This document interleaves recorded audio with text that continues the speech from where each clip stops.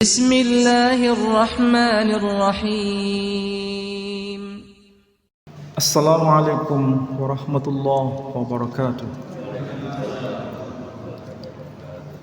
Alhamdulillahi rabbil alamin. Alhamdulillahilladzi arsala rasulahu bil huda wa dinil haqq liyudhhirahu 'alad dini kullih wa kafa billahi shahida. Ashhadu an la ilaha illallah wahdahu la syarika lah wa ashhadu anna Muhammadan abduhu wa rasuluh la nabiyya ba'da. Qala Allah ta'ala fil Qur'anil aziz, a'udzu billahi minasy syaithanir rajim.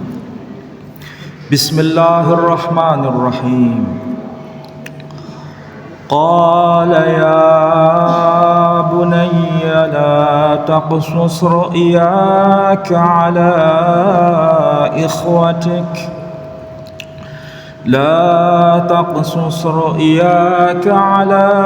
ikhwatik fayakidu laka kaida.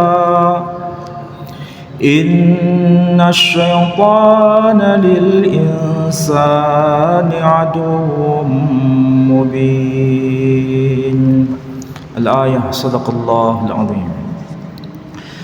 Saudara-saudara, Bapak Ibu sekalian yang saya hormati, alhamdulillah pada waktu petang ini kita bisa bersama-sama thalabul ilm. Semoga kehadiran kita di tempat ini, langkah kaki kita dari rumah, semua diberikan rahmah dari Allah Subhanahu wa ta'ala. Sebelum saya mulai kajian kita pada petang hari ini, izinkan saya mengucapkan taqabbalallahu minna wa minkum.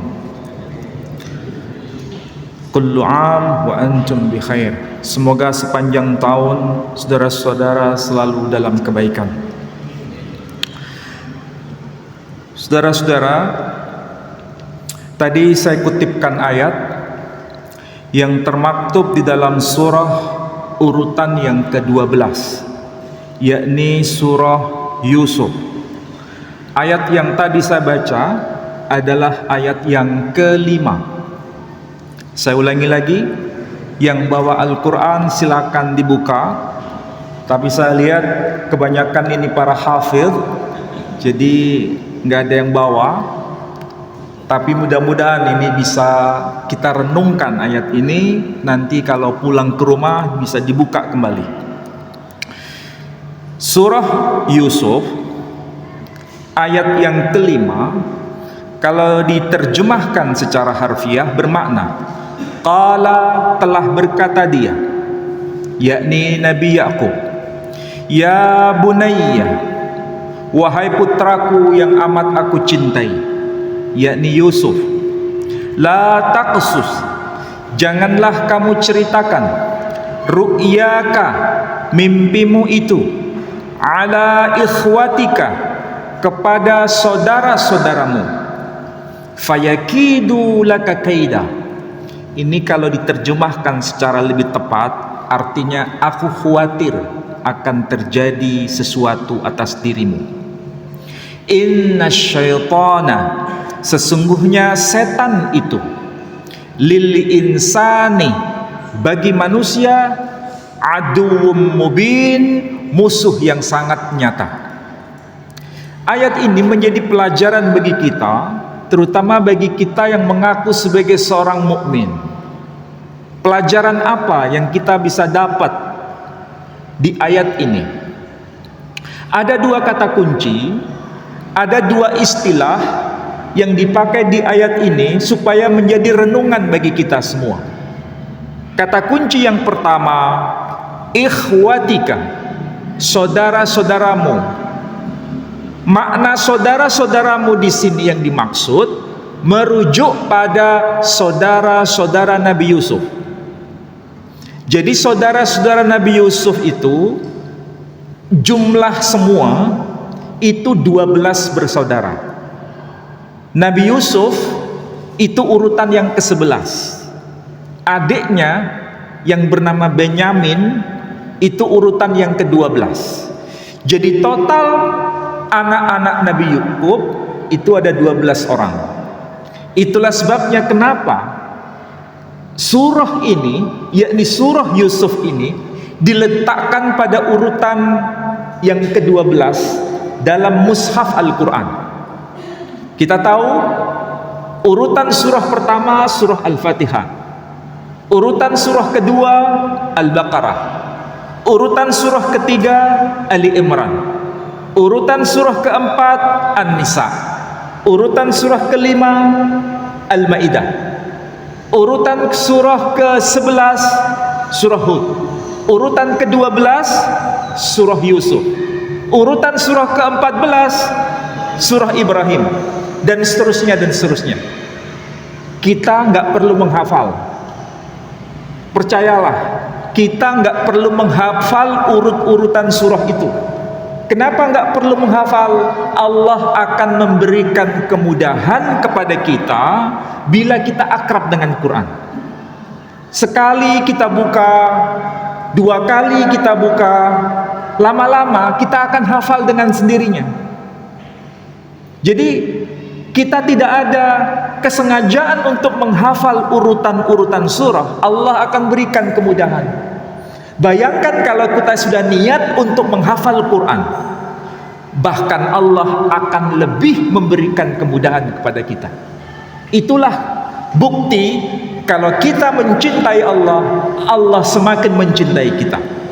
Kita tidak ada keinginan untuk menghafal, Allah berikan kemudahan untuk menghafal. Kalau kita semakin ada cinta untuk menghafal Quran, maka Allah akan memberikan kekuatan penghafalan itu. Kalau tidak percaya, silakan praktekkan sendiri. Dan saya sudah mengalaminya itu, dan teman-teman saya juga mengalami itu. Dan saya kira ini menjadi pelajaran semua. Baik, tadi istilah ikhwatika itu merujuk pada saudara-saudara Nabi Yusuf. Pertanyaannya sekarang, kata kunci yang kedua yakni as-syaitan. As-syaitan itu arti harfiahnya setan itu. Tetapi istilah as-syaitan itu bentuknya tunggal. Sedangkan ikhwatika, saudara-saudaramu, bentuknya jamak. Lalu siapa yang dimaksud dengan as-syaitan ini? Apakah itu merujuk kepada saudara-saudara Nabi Yusuf? Jawabannya tidak. Tidak merujuk kepada saudara-saudara Nabi Yusuf. Meskipun kita tahu perilaku yang dilakukan oleh saudara-saudara Nabi Yusuf adalah perilaku syaitonia. Kenapa disebut sebagai perilaku syaitonia? Karena ada makar untuk menghilangkan nyawa Nabi Yusuf, memisahkan Yusuf dari orang tuanya, memisahkan Yusuf dari keluarga besarnya, bahkan berupaya untuk memutus tali silaturahim. Kezaliman tingkat tinggi yang dilakukan oleh saudara-saudara Yusuf adalah melakukan upaya kezaliman dalam bentuk penghilangan nyawa. Inilah karakter salah satu contoh ekstrim di dalam Quran yang saya sebut dengan istilah makar extraordinary. Kalau saya sebut extraordinary, paham ya? Apa itu? Kezaliman yang tingkat tinggi. Tidak ada sesuatu yang melebihi itu. Karena apa? Berupaya untuk menghilangkan nyawa Nabi Yusuf. Pertanyaannya sekarang sederhana. Kalau barang yang kita punya dihilangkan, masih bisa dicari atau tidak? Masih bisa dicari. Mobil hilang, masih bisa dicari enggak? Masih bisa. Harta kita hilang, properti kita punya hilang, bisnis kita hilang. Kira-kira kalau itu kembali bisa atau tidak? Bisa. Tapi kalau nyawa hilang, kira-kira bisa kembali enggak? Itulah sebabnya ini adalah contoh yang paling ekstrim. Kira-kira kita mau merenung nggak dengan surah ini? Dan jangan salah, surah Yusuf ini kisah mengenai Nabi Yusuf mulai dari A sampai Z itu bukan hanya tercantum di dalam Quran, tapi juga tercantum di dalam kitab-kitab sebelum Quran. Dan itu dipercaya oleh masing-masing penganut agama. Kalau tercantum di dalam Quran, kita beriman, kita percaya. Tapi itu baru satu agama. Tapi kisah Yusuf juga tercantum di luar kitab Quran. Kitab agama apa? Kitab agama Yahudi. Pertama. Kedua, kitab agama Samaritan. Ketiga, kitab agama Kristen, baik Katolik maupun Protestan, tahu mengenai kisah ini. Dan yang keempat kita, yakni Muslim.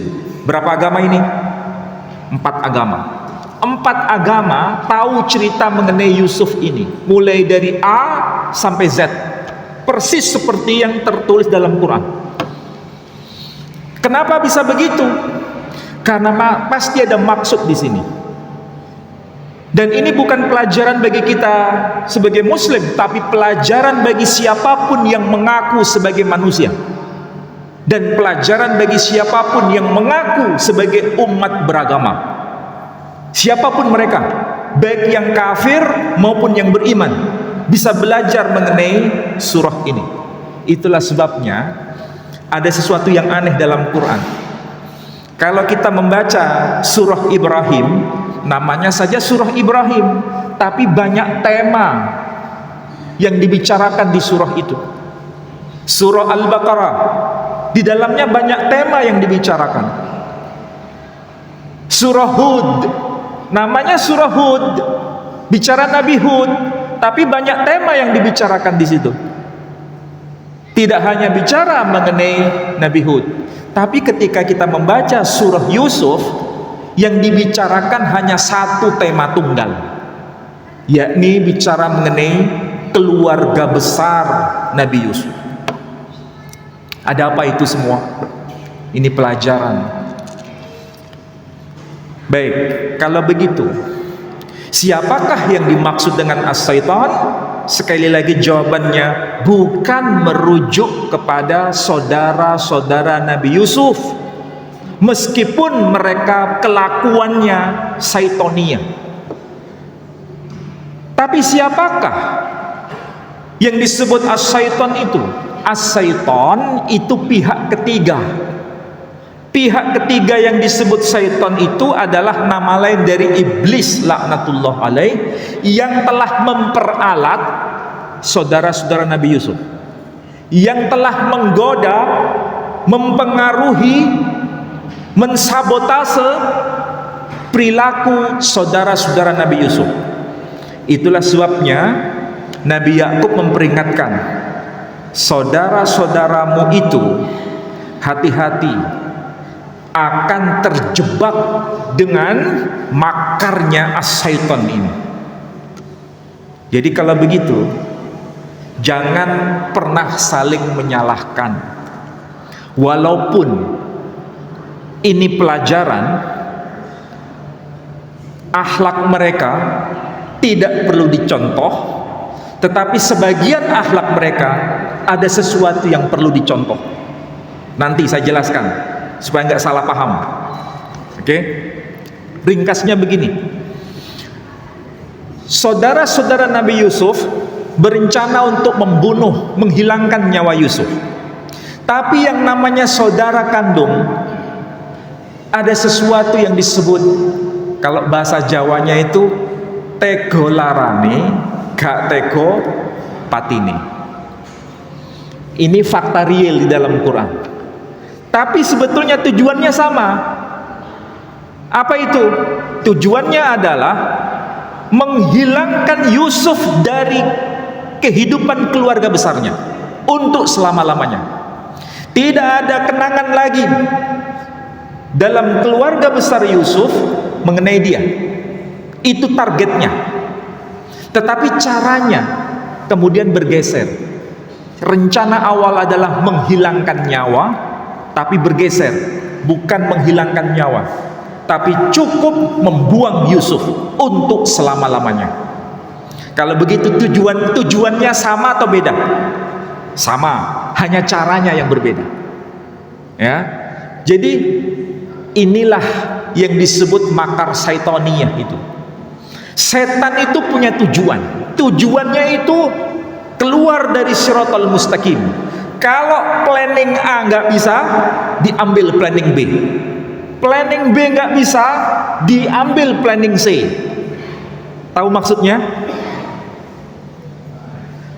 Jadi setan pada awalnya mempengaruhi saudara-saudara Nabi Yusuf. Planning awalnya adalah membunuh Nabi Yusuf. Tapi kemudian terjadi konflik batin, dan setan gagal dalam menentukan planning pertama. Planning pertama gagal, setan tidak lari, ambil planning kedua. Planning kedua adalah membuang Yusuf. Tetapi targetnya sama atau beda? Sama. Kalau begitu, pernah nggak kita mengalami kayak gitu? Kita ini loh, pernah nggak mengalami kayak gitu? Dizalimi orang, pertama planning A nggak bisa, kemudian planning B, planning B nggak bisa, planning C, sampai pada akhirnya kita ditaklukkan oleh setan itu. Dan setan itu pintar, lebih pintar dari kita, usianya lebih panjang dari kita. Kita hidup dilahirkan tahun berapa? Setan sudah ada sebelum nenek moyang kita. Iblis itu sudah ada sebelum nenek moyang kita. Dia punya strategi, cara-cara beragam. Nggak usah ambil contoh ekstrim. Orang yang korupsi, tahu orang korupsi? Pertama kan dia coba planning A, nggak bisa, ambil planning B, nggak bisa, ambil planning C, sampai target itu kena. Kalau begitu, ini karakter apa? Sampean dewi sing jawab. Jadi contoh Quran itu jelas, sangat-sangat rinci. Oke, planning awal gagal, tapi planning B sukses. Yusuf dibuang. Tapi perhatikan ayat Quran itu. Yusuf dibuang kemana? Dibuang ke sumur. Target awalnya itu memang dibuang dari keluarga besarnya. Tapi ketika dimasukkan ke sumur, hati-hati, Quran itu rinci, tidak dilempar ke dalam sumur, tapi dimasukkan ke dalam sumur. Kalau dilempar ke dalam sumur, mati. Bisa bayangkan ya, dilempar ke dalam sumur seperti apa? Mati, karena tanpa alat. Tapi kalau dimasukkan ke dalam sumur menggunakan alat, apa itu alatnya? Tali. Sehingga ketika dimasukkan sumur, itu tidak langsung drastis ke bawah, tapi perlahan-lahan. Bayangkan, ada tali seperti orang menimba air. Itu kan tidak mungkin menimba air, timbonya itu langsung dilempar tanpa tali, kan nggak mungkin. Masih ada talinya. Begitulah caranya. Ketika Yusuf dimasukkan ke dalam sumur, secara perlahan-lahan Yusuf menatap wajah saudara-saudara Nabi Yusuf. Pertama jelas, kemudian semakin tidak jelas, semakin tidak jelas, sampai pada akhirnya wajah-wajah itu lenyap dari pandangan dia. Yang atas saudara-saudara Nabi Yusuf pertama melihat jelas wajah Nabi Yusuf, perlahan-lahan tidak jelas sampai pada akhirnya wajah itu menghilang. Bisa bayangkan? Bisa ya? Ini cara Allah mendidik kita, muncul visualisasi. Karena dimasukkan ke dalam semua. Dan memang targetnya supaya nanti Yusuf ditemukan oleh orang lain dan dibawa entah ke negeri antah berantah, entah kemana, pokoknya harus dibuang dan tidak akan pernah ketemu lagi dengan Yusuf. Disinilah ada pelajaran bagi kita. Yusuf memandang saudara-saudaranya saudara-saudaranya memandang Yusuf ketika dimasukkan ke dalam sumur. Yang atas memandang dengan penuh kebencian untuk menghilangkan Yusuf, pandangan penuh kebencian. Tapi Nabi Yusuf sebaliknya, pandangan Nabi Yusuf pandangan penuh rahmah. Satu pandangan kebencian, satu pandangan penuh rahmah. Ini kontras. Pandangan yang penuh kebencian akan melupakan semuanya, sedangkan pandangan yang penuh rahmah akan mengingat selamanya. Apa buktinya? Di bagian-bagian akhir, silakan adik dibaca. Nabi Yusuf masih ingat enggak ketika saudara-saudaranya datang kepada Nabi Yusuf? Dia tahu satu demi satu wajah-wajah itu dikenali. Padahal perpisahan itu sudah sekian lama. Tapi kenapa Nabi Yusuf masih ingat? Karena dia memandang wajahnya dengan penuh rahmah. Nabi Yusuf waktu itu masih kecil, dan ketika bertemu kembali, Nabi Yusuf sudah menjadi penguasa. Nabi Yusuf masih kenal itu semua. Sedangkan saudara-saudara Nabi Yusuf masih mengenali enggak bahwa yang di depannya itu saudara yang telah dibuang tadi, yakni Yusuf? Kenal? Enggak. Kenapa hasilnya beda? Itu pelajaran bagi kita. Kalau kita penuh kebencian, itu lupa semua. Kebaikan apapun itu lupa semua. Tapi sebaliknya, pandangan yang penuh rahmah akan selalu mengingat selama-lamanya. Mari kita belajar bersama berkaitan dengan surah ini, karena ini adalah pelajaran hidup bagi kita semua. Jangan ada kebencian. Justru yang harus kita selalu dawamkan adalah pandangan yang penuh rahmah kepada siapapun, bahkan kepada keluarga besar kita. Cuma masalahnya kita ini ada sesuatu yang aneh. Kalau kita dizalimi oleh seseorang atau bahkan keluarga besar kita sendiri, entah masalahnya apa, atau barangkali masalah warisan, tapi apa yang terjadi? Komentar kita pasti memikirkan hal yang sama. Apa itu? Mosok dulur tua kok dumuk-dumuk ning mana? Dulur tua mosok dumuk-dumuk nang ngene dulur nom. Ada nggak kayak gitu? Ada nggak yang punya pemahaman kayak gitu?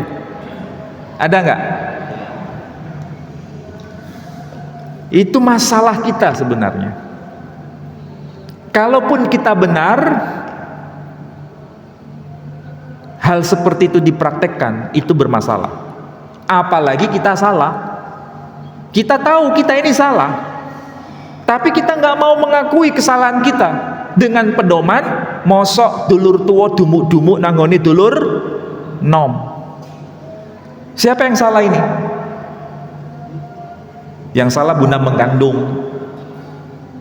Ini pelajaran yang sangat berharga. Oke, sekarang ringkasnya begini. Semua yang terjadi, semua yang dipaparkan di surah Yusuf ini, kalau kita perhatikan itu mengena semua. Satu, hati-hati dengan kekuasaan. Kedua, hati-hati dengan harta. Ketiga, hati-hati dengan wanita. Tiga ini penting. Kalau dirumuskan dengan bahasa sederhana, tahta, harta, wanita. Tiga hal ini. Nabi Yusuf dia ditaklukkan dengan tiga hal ini, atau justru dia bisa menaklukkan tiga hal ini? Dia disetir oleh tiga hal ini, atau justru dia yang mengendalikan tiga hal ini? Dia bisa mengendalikannya. Contoh sederhana, siapa yang tidak tahu Nabi Yusuf? Dia digoda oleh seorang wanita, iya kan? Di dalam Quran disebutkan, saking gantengnya Nabi Yusuf sampai tangan-tangan para wanita itu teriris, betul kan? Tapi Nabi Yusuf perhatikan apa yang telah dialami dalam hidupnya.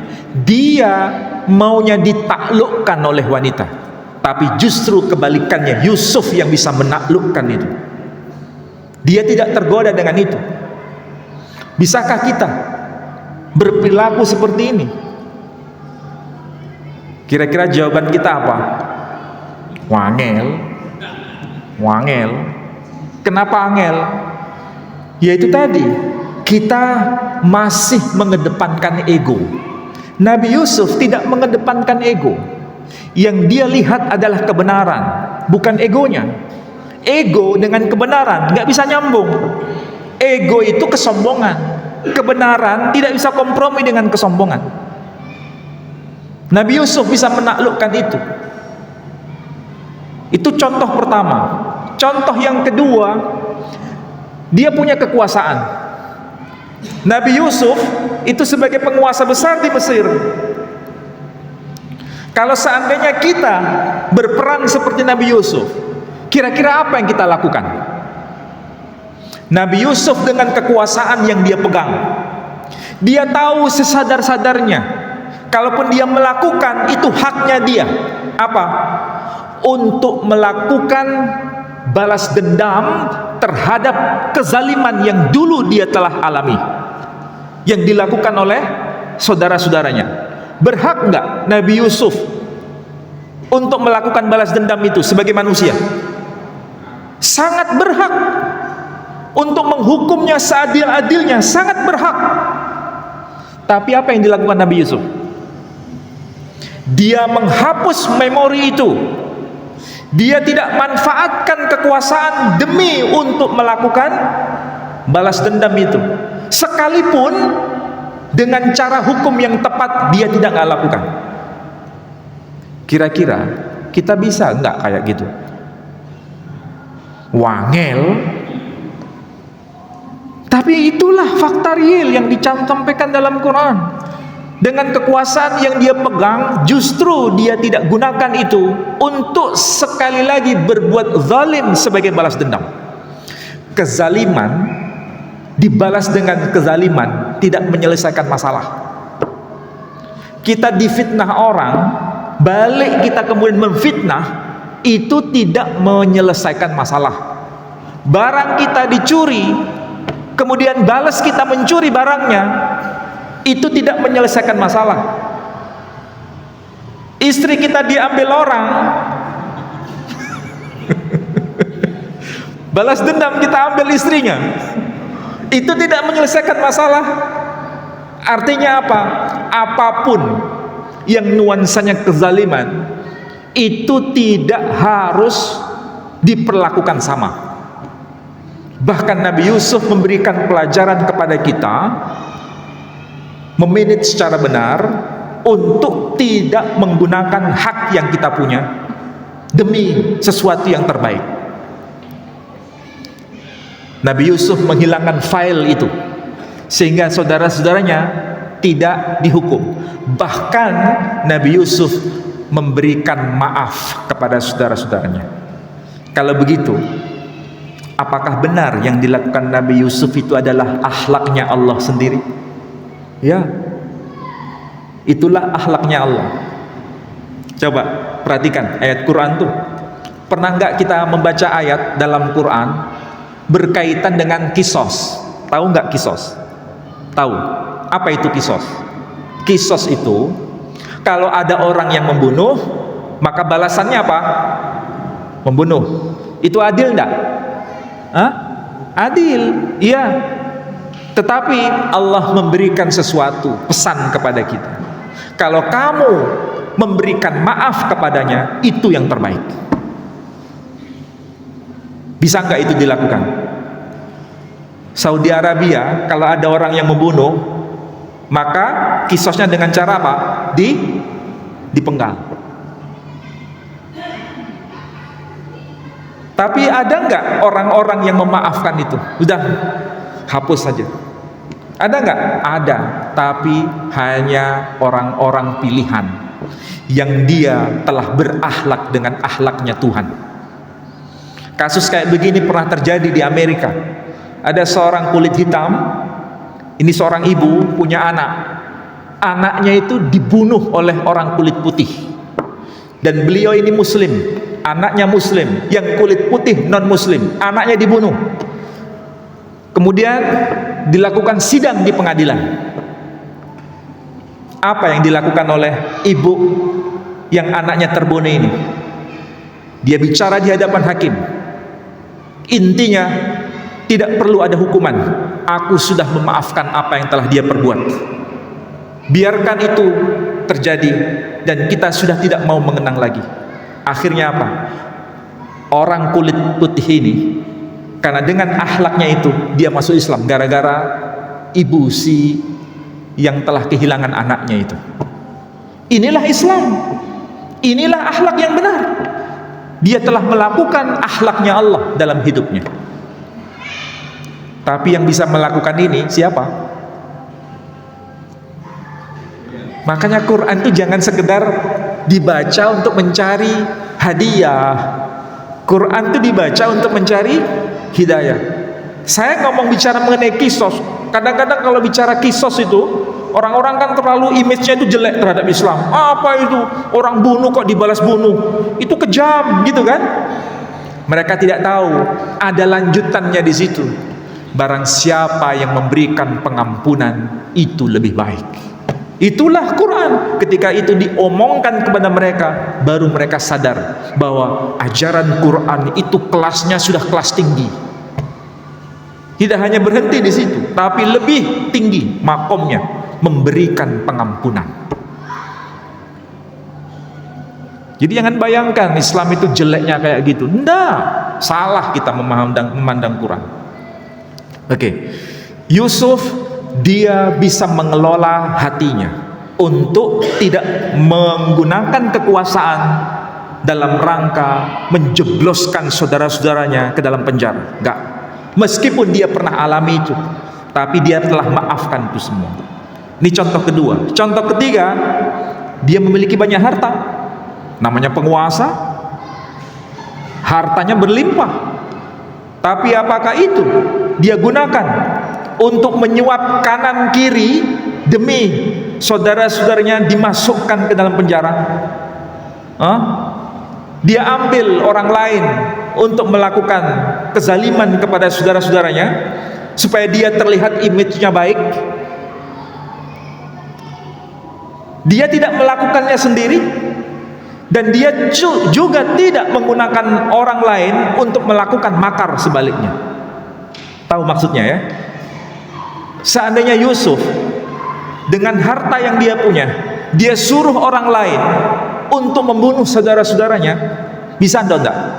Sangat bisa, sangat bisa. Tapi Yusuf nggak mau melakukan itu. Harta yang dia punya, dia tidak gunakan untuk kezaliman, tetapi harta yang dia punya untuk kebaikan bagi sesama. Jadi 3 poin ini harus jadi pelajaran bagi kita. 1, hati-hati dengan kekuasaan. Kita yang datang di sini, kita yang hadir di sini, bisa jadi kita jadi siapapun yang punya kekuasaan. Kalau Allah titipkan kekuasaan itu pada kita, jadikan kekuasaan itu maslahat bagi siapapun, bukan justru sebagai cara berbuat kezaliman. Begitu juga mengenai harta, begitu juga mengenai wanita. Ini sudah tingkat tinggi ini, 3 hal ini, tapi harus mampu kita lakukan. Intinya, kalau kita belajar mengenai surah ini, kita dihadapkan pada 2 pilihan. Tapi 2 pilihan itu harus kita bisa implementasikan semua. 1, memberi maaf kepada orang. 2, meminta maaf kepada orang. Mana yang lebih sulit, meminta maaf atau memberi maaf?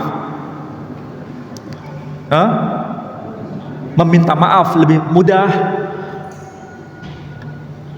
memberi maaf lebih sulit. Nabi Yusuf bisa melakukan hal yang paling tinggi makomnya, yakni memberi maaf, sekalipun itu sakitnya ada di sini. Sakitnya itu ada di sini. Sakit memang, Bagaimana tidak sakit? Dia ingat semua apa yang dulu dia alami. Kezaliman mulai dari A, B, C, D dan seterusnya. Dia ingat tuh. Tapi semua itu dimaafkan. Siapapun yang berbuat zalim kepada dirinya dimaafkan semua. Dia tidak menuntut balas kepada istri Al-Aziz yang telah melakukan makar pada dirinya. Meskipun dia harus masuk penjara, ya kan? Dia tuntut balas itu. Enggak. Dia gak tuntut balas. Kalau kita berhak gak tuntut balas itu? Hah? Nggak, jangan senyum-senyum, ini serius saya bilang. Kita pasti mau tuntut balas itu. Tapi Nabi Yusuf enggak. Nabi Yusuf enggak. Memang ini berat. Tipe kayak Nabi Yusuf itu berat. Tapi kalau seandainya tidak ada orang seperti Nabi Yusuf, ya, ini keluarga kenabian. Saya ulangi lagi. Yusuf itu nabi. Bapaknya yakni Nabi Yakub itu nabi. Kakeknya Nabi Ishak itu nabi. Buyutnya Ibrahim itu nabi. 4 generasi semuanya itu nabi. Diringkas ini sama dengan keluarga kenabian. Keluarga kenabian itu beda dengan keluarga kiai. Keluarga kenabian itu beda dengan keluarga ustadz. Toh keluarga kenabian kayak begini sempurnanya, toh jebol. Siapa yang menjebol? Pihak ketiga. Siapa pihak ketiga? Siapa? As-syaitan.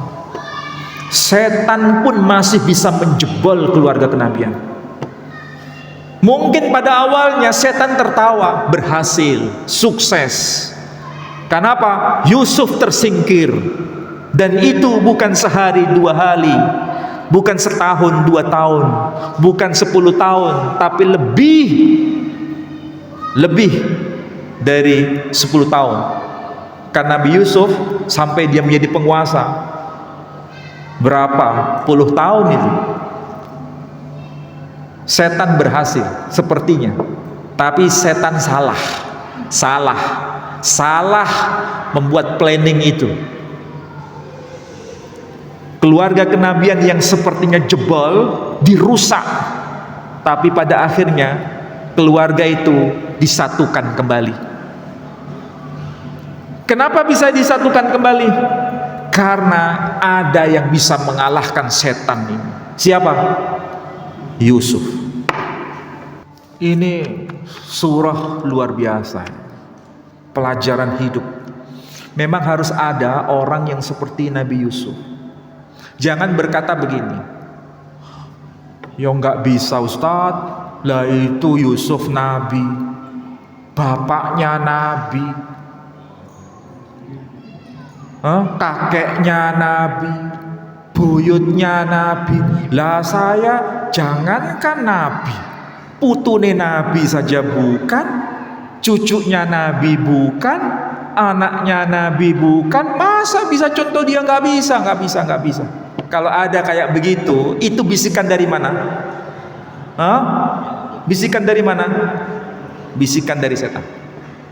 Sebetulnya kita bisa untuk mencontoh itu. Cuma masalahnya mau atau tidak? Tidak mau. Hanya 2 opsi. Jangan berpikir nggak bisa itu dicontoh. Ini semuanya nabi, kelasnya para nabi. Kita bukan nabi. Kalau itu yang muncul di benak kita, yang terbersit dalam pikiran kita, yang mendengung di telinga kita, itu awas dari setan. Kita harus mampu dan kita harus mau. Karena semua yang dimaksudkan dalam Quran itu menjadi teladan. Memang berat dan itu menyakitkan, tapi sekalipun menyakitkan kita harus bisa. Dan yang terakhir, kalau kita tidak bisa berperilaku seperti Nabi Yusuf, karena itu masih terlalu berat, minimal kita ambil contoh yang kedua, berperilaku seperti saudara Nabi Yusuf. Loh, kok bisa berperilaku seperti saudara Nabi Yusuf? Bukankah dia telah melakukan kejahatan yang sangat luar biasa? Bukan itu maksudnya. Bukan itu yang harus kita contoh. Yang harus kita contoh adalah pengakuan terhadap orang yang pernah kita zalimi. Itu yang perlu dicontoh. Dan betul, saudara-saudara Nabi Yusuf ketika sudah bertemu dengan Yusuf di Mesir, bertemu dengan orang yang telah dia zalimi, apa yang dilakukan oleh saudara-saudara Yusuf? Dia bertaubat dan minta maaf kepada saudara-saudara Nabi Yusuf. Kepada Yusuf. Ini yang perlu dicontoh. Melakukan kezaliman, melakukan kesalahan, melakukan kekhilafan, mengaku terus terang di hadapan orang yang kita zalimi. Dirinci apa yang telah kita perbuat. Tapi sudahkah kita lakukan itu? Tangelamun kayaknya. Kita kalau minta maaf sama orang, nunggu 1 tahun. Nunggu apa? Nunggu Syawal. Kalaupun sudah ada Syawal, yang diomongkan bukan blokosuto, bukan terus terang, hanya lip service. Apa itu? Lahir batin yo. Kalau diarabkan itu biasa meskipun salah. Apa itu? Minal aidin wal faizin. Seakan-akan itu sudah beres semua.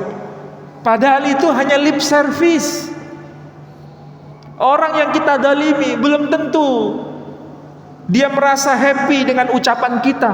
Kenapa? Yang mereka bayangkan kezaliman itu di depannya, sementara kita dengan bahasa yang sekedar basa-basi. Maka jangan sampai kita melakukan hal kayak begitu lagi. Contohlah seperti saudara-saudara Yusuf. Apa itu?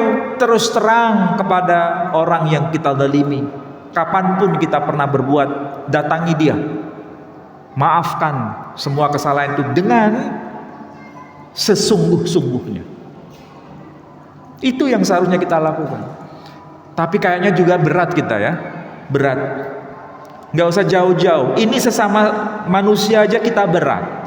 Kita berapa lama dan berapa lama kita melakukan kezaliman kepada Allah Subhanahu wa ta'ala? Berapa lama kita? Baik, saya lanjutkan sebentar. Jadi yang pertama, kalau kita mau dan kalau kita mampu, jadilah orang pemaaf seperti Nabi Yusuf. Melupakan apa yang pernah terjadi, mengubur apa yang pernah menjadi sesuatu yang tidak layak dalam hidup ini. Biarkan itu menjadi kenangan dan segera dilupakan. Itulah yang seharusnya kita bisa contoh melalui akhlaknya Nabi Yusuf. Kalau seandainya itu belum bisa, minimal kita harus berperilaku seperti saudara-saudara Nabi Yusuf. Memohon maaf, meminta maaf kepada orang yang pernah kita zalimi. Dan itu merupakan sebuah kebahagiaan bagi siapapun yang mau melakukannya. Dan dengan cara seperti itu, kita telah menekan ego kita untuk tidak mengumbar selama-lamanya, tapi ditekan. Dan itu adalah prestasi yang dipuji oleh Allah Subhanahu wa ta'ala. Hanya 2 yang kita bisa lakukan: memberi maaf atau meminta maaf. Jangan seperti perilaku dari pihak ketiga. Dia telah melakukan kesombongan, dia telah melakukan tipuan, dia telah melakukan segala-galanya yang berkaitan dengan keegoannya, tapi dia tidak pernah minta maaf dan tidak mau mengakui kesalahannya. Inilah karakter as-syaitan yang dimaksud. Jangan sampai kita pilih yang ketiga ini.